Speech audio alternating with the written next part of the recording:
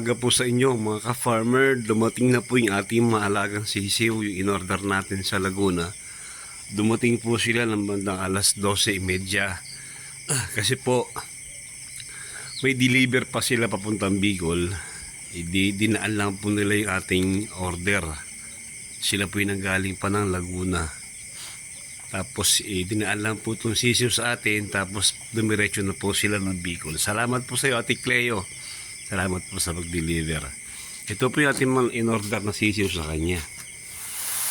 Ayan po.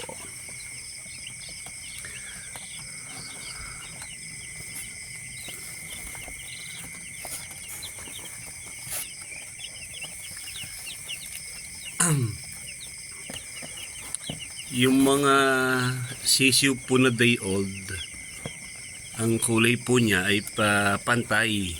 Hindi po yung kagaya ng iba.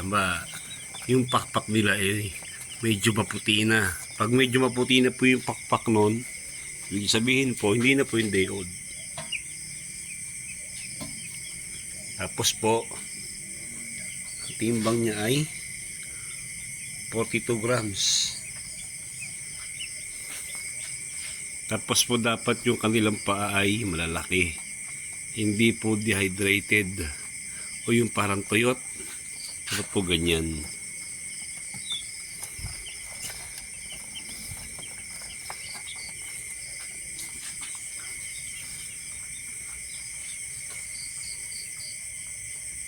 Tsaka at least po mga 42 grams pataas.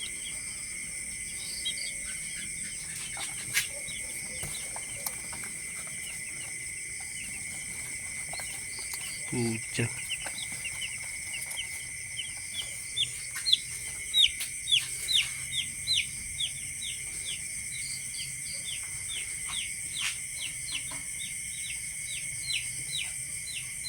Ayan.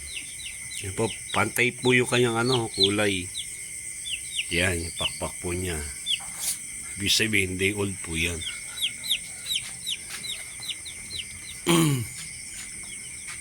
Bali 300 pieces po ito.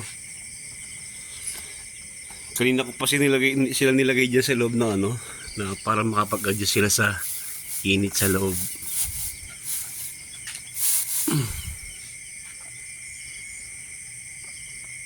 Ibaba muna po natin. Natanggal ko na po sila sa box. Ayun na po sila. Ayun po, basta tatandaan ninyo pag kukuha ng sisiw, dapat po yung mga paa malalaki, hindi dehydrated, hindi po tuyot. Tapos po yung kanilang kulay, pantay. Walang yung parang sa pating pakpak ay medyo maputi na. Kasi pag gano'n po medyo maputi na yon, hindi na po yung day old. Titimbang nga po na magtaas yun kasi hindi na sa day old kasi kumain na po yun nailabas na. Wala naman po akong napansing mahina, pero di ko na po sa bilang. Tiwala naman ako sa supplier ko. Hindi na ako ang bibilang. Tinatanong ko na lang po sa kanya, Ate Cleo, ilan ba yung dineliver mo sa akin? Yun yung pinagbabasihan ko.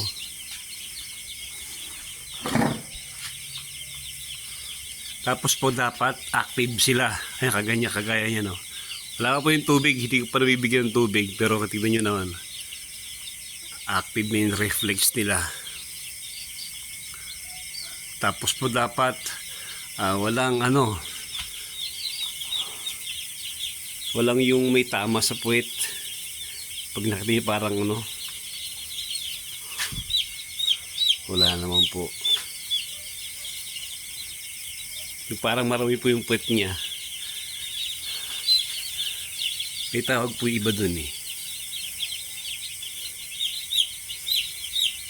Tapos po yung balahibo parang bulak.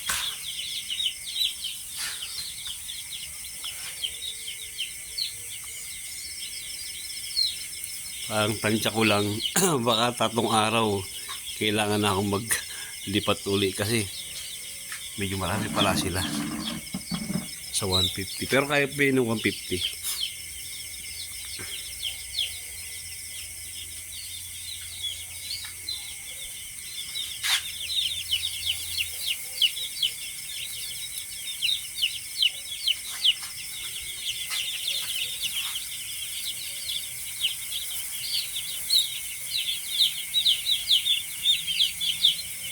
Ayan po, nakapagbigay na po tayo sa kanila ng electrolyte.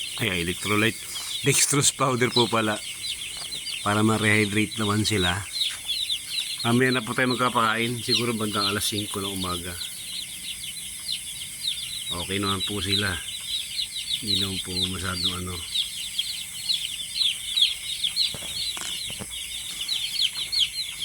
Nakpan ko na po ulit yung buong kulungan nila, yung brooder house nila. Para yung init ay ma-maintain na mataas sa loob po ng kulungan. Kaya pwede na tayong medyo magpahinga. Pwede na tayo matulog. Mamaya na uli, aagahan na uli ang gising para pagbibigay naman ng patuwa sa kanila. Ayan, maraming salamat po sa inyo mga ka-farmer. Pakilike naman po yung ating video.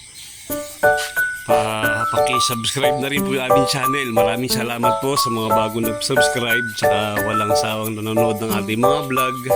Sana marami kayong mapulot. Good luck po sa ating pag-aalaga sa ganitong klaseng kulungan. Maraming salamat po. Magandang umaga po sa inyo ang lahat. Happy farming po.